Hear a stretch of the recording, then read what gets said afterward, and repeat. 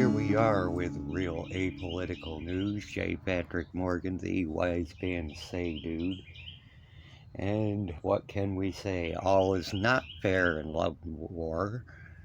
But as much as I harp on statism, and the right wing and the left wing belong to the same bird, and if a news agency is backing one political side or another in the way they report the news, it's not news, it's propaganda, and blah, blah, blah, blah, blah, blah, that I've harped on for the last 10 years at least.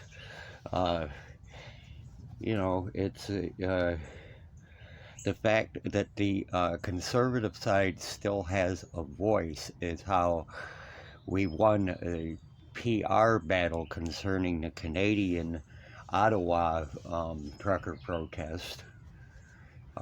They may have drove the protesters out of Ottawa with their emergency powers that didn't need to be used on a peaceful protest, and caused them to regroup outside of Ottawa and in other places. They may have temporarily pinned down the finances of the organizers and done all kinds of crazy shit. And it looks like they won the battle in that aspect, but they didn't win the battle. Well, let's say they didn't win the war. They won that battle, but they lost the PR because of the conservative news. Fox News has downgraded these emergency powers calling, and One America Network and several other conservative news rag pieces versus the Democrat news rag pieces. So because of that, the PR battle was won, and the PR battle needs to continue to be won with the convoy to D.C. on the United States side that's been ramping up and already started rolling on the road towards D.C. from multiple directions. We have to keep that same peace-minded, not vandalize, not get violent, not cause that kind of what they would call terroristic disruptions, because we all know that they're really talking loosely about Ottawa being a terroristic disruption.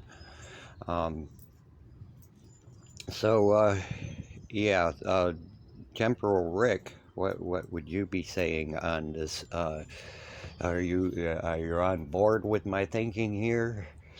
Yeah, do you see? When you put the wrong person in a management position in a company, it can bring the whole company down. You got to put, like you're at work. These demonstrations, they have to be organized like you're at work. And you put one person in a key function that can mess that all up. That will take the demonstration down. And that's just the way it has happened. So Alterego is going to chime in on this as well, because he has something to say about agent provocateurism.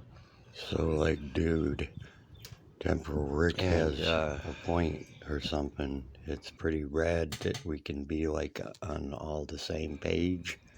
Yeah, so the beat's kind of shaky on this. When you think about it, dude, you see somebody that's in the demonstration go into D.C., similar to Canada when they had a group burn some Canadian flags, and another small group come in with some kind of Nazi symbols and flags and stuff for the mainstream media to use like something, then they'll do the same with the DC. You see somebody that's promoting violence or the hatred of some type, blocking out alter ego. you call them out or something. Dude, dude, I ain't in this. But not only do you say, like, dude, I ain't in this, in fighting the man, you got to know where to draw the line and everything. Yeah. You go to other blocking out leaders in the demonstration and you say, like, dude, check this person out. Check this dude here out that's trying to incite some kind of violence or hate or something that's going to make this DC run look bad or something. So, yeah, agent provocateur, it's not just a conspiracy theory, dude. Agent provocateur, they will set you up, man. You gotta watch the man. So if you explain it a little less like a beach bum airhead, that would probably have helped.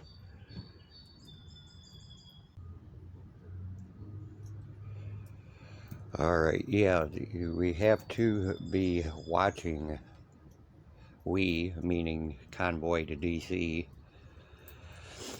for people who try to cause a disruption to further make the protest damning inside the media. We're going to see in the next few days exactly how that plays out, and in the meantime, even if nobody else is watching for provocateurs, I'm going to have my face in all these groups, and I'll be able to point out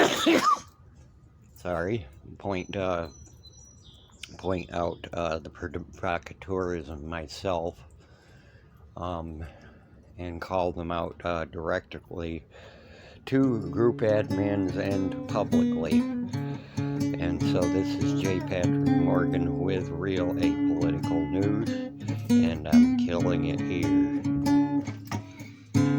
Yeah, and so those who remember it as a studio electric recorded version, the verses was in piano, while the chorus was in kind of a compression, slightly distorted blues guitar thing.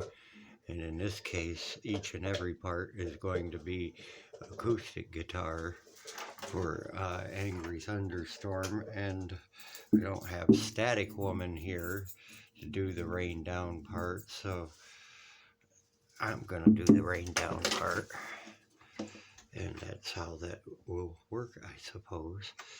So yeah, it started like as Wayne Cobb's stepson did the bass part, but we're gonna skip the bass solo because this isn't a bass guitar.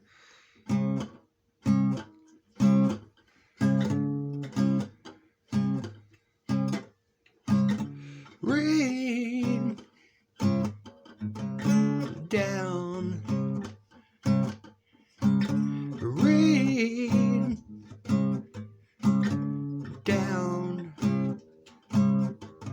Well, it started out as a patch of dust, and you could call me dirt if you must. Start dreaming around to get nowhere,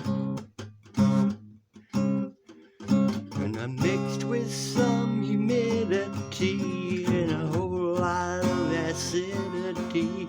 But until I make some noise, you just don't care. 'Cause I'm your angry thunderstorm. Better get inside where it's safe and warm, 'cause that's the only thing that you can do.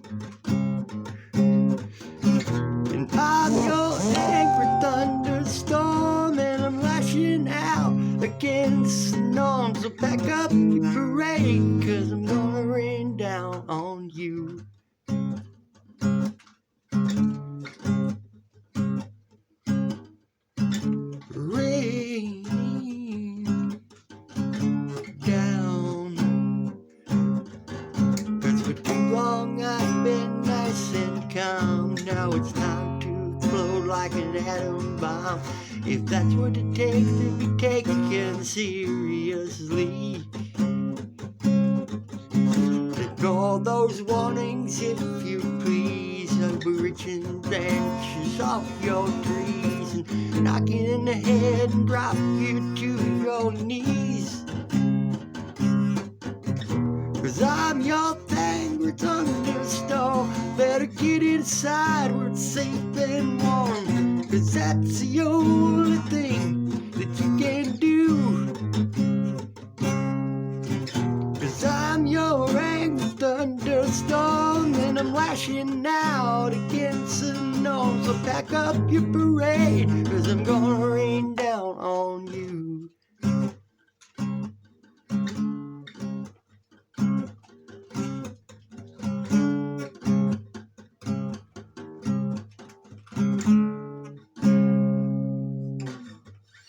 And that is the Angry Thunderstorm, as I explained in a couple of update posts.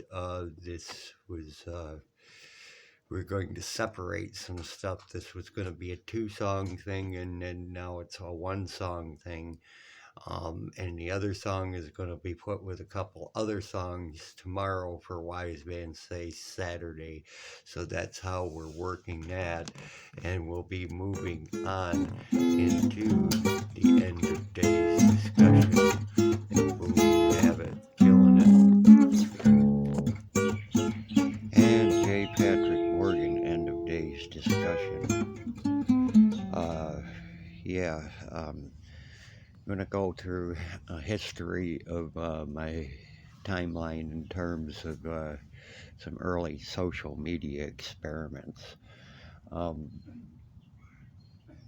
put out that information pretty much early because there was still a lot of speculation that came out in the results of does social media cause apathy. Well, now in later years it actually came together better.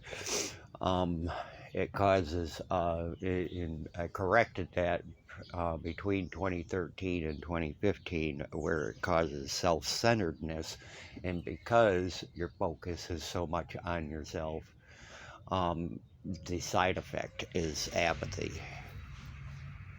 And that's what I was able to correct in 2 years period of time of, wait, this was pretty much speculation because this is happening and that's happening as I stayed on social media. This was a developed process of things. So the core term I'm using there is speculation, because speculation is where social media, I don't know, maybe not so much in social media in general. Nobody wants to speculate because we all know that speculation ends up being more than halfway wrong, sometimes as much as 80% wrong. And it's not that we're wanting to include the speculation. It's just the father of lies puts out the extra disinformation, and it causes confusion. It trips us up. If he's been given the power to deceive the very elect, then you get the rest of the gist of that. He can deceive us as not elects, I guess it would be the way to put that. And so the confusion, even if you're telling the truth, confusion works as a lie if you use it to manipulate in that way. So, confusion is part of being a lying master. Keep the person that you have to lie to the most often, or the people, confused. It's harder to catch these side lies and these extra lies and these different lies if you're still confused with what's going on in the moment or what just happened in the very recent past. Um, so, yeah, that confusion is definitely a tool. So it back to the too much information. It's not that we want to speculate. It's just that the confusion kind of puts us in a speculative kind of solve this fast because it's happening too fast mindset. Um, a good example, I suppose, especially for end of days discussion. I've done correspondence for a biblical historian council, but a lot of people that are Christians think that there's just like one or two. You'll be surprised how many biblical historian councils, which are basically think tanks in essence. Sometimes they have access to archaeologists and stuff that go looking for biblical artifacts. Sometimes they just go deeper and pick apart the Bible in different languages. They're linguists, and they're looking for specifics in the language of the Old and New Testament. So yeah, there's tons of them because, there's tons of denominations. These denominations are all breakaways of earlier churches. In retrospect, this church left that church because there was a different disagreement between this preacher, bishop, yada yada. And that's why you have all these denominations. So that's why you would have not really an excessive amount, but more than you think amount of biblical historian councils per se. And they all have these like standards of interpretation, and there's where your confusion comes in. Somebody, throughout their lifetime moves to several different places, has several different pastors, several different congregations that they've been part of, and so on and so forth. It's kind of instead of speculation, it's a trip up, a confusion from all that's out there. Satan causes chaos, and it causes chaos. Uses chaos to split up all these different churches. So then they start their own biblical historian council, and there's their own standards of interpretations, and so there you have it. The conspiracy theory versus conspiracy realism on the secular side is the same way. Conspiracy theory is where a lot of it's speculation and it throws you off, and you're right about some of it, but not all of it. And conspiracy realism is where you're right about most of it, because you've gone with just what has been presentable before you, and tossed out the stuff that is speculation flying in the wind. And then you become a conspiracy realist. Okay, so last part of this, I'm going to say phase 2 we're near the end of, and some people are saying before the middle of this year is when we're going into phase 3 of this. Some of that that's out there is false miracles. The enemy tries to make certain things look like, oh, this was supposed to be biblical, but it's not. They threw a false miracle in there to send certain waves of people in a different direction.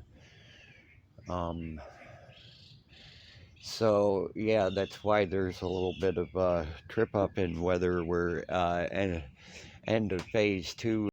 Okay, already a little bit of a mess up clipping in this part of it. I'm sure you notice a shift in the video background and so on.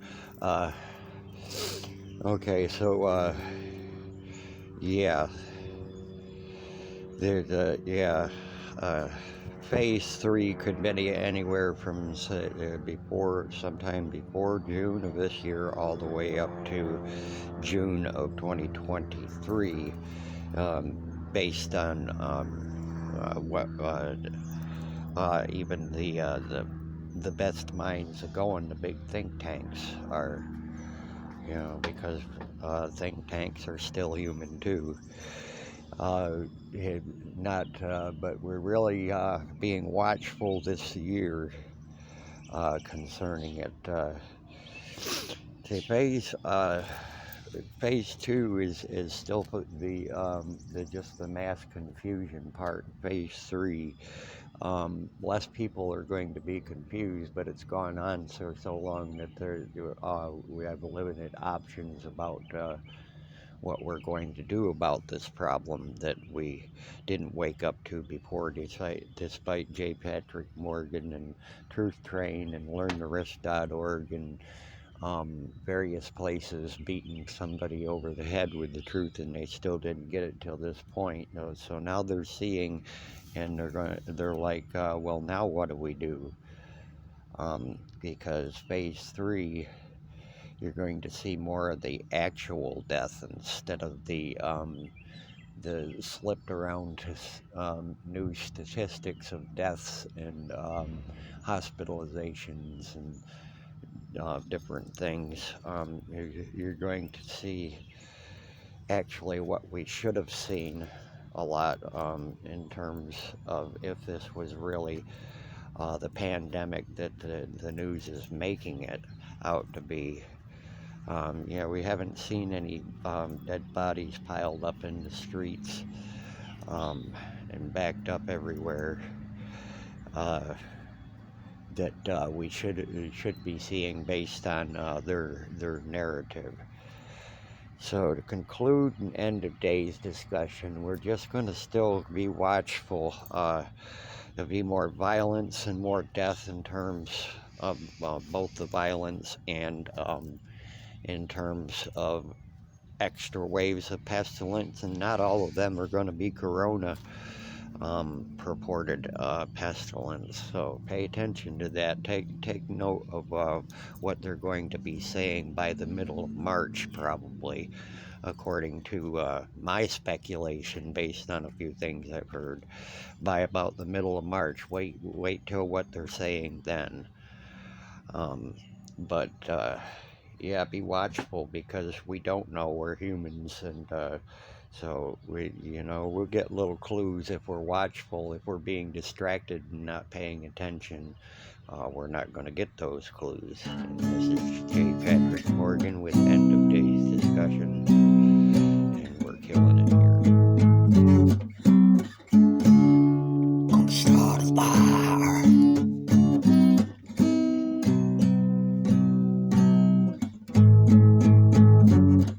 So standing back from here, I can explain that basically this trailer here has a couple different generators, air compressors for air tools, and so on. It's got an AC on top too, and it's multifaceted tool power for being on the run and doing mobile repairs. The same concept goes into campers, which you're obviously not using welders and major power tools most of the time in campers. And then the step size down with the scooter pulling a trailer with just tent and sleeping bag equipment and old school camping that I'm reverting to, which is why he is now welding a trailer hitch to the scooter. Get around, rock this place to the ground, burning up with no control.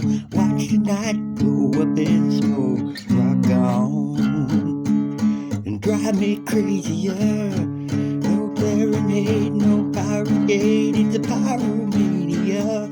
Come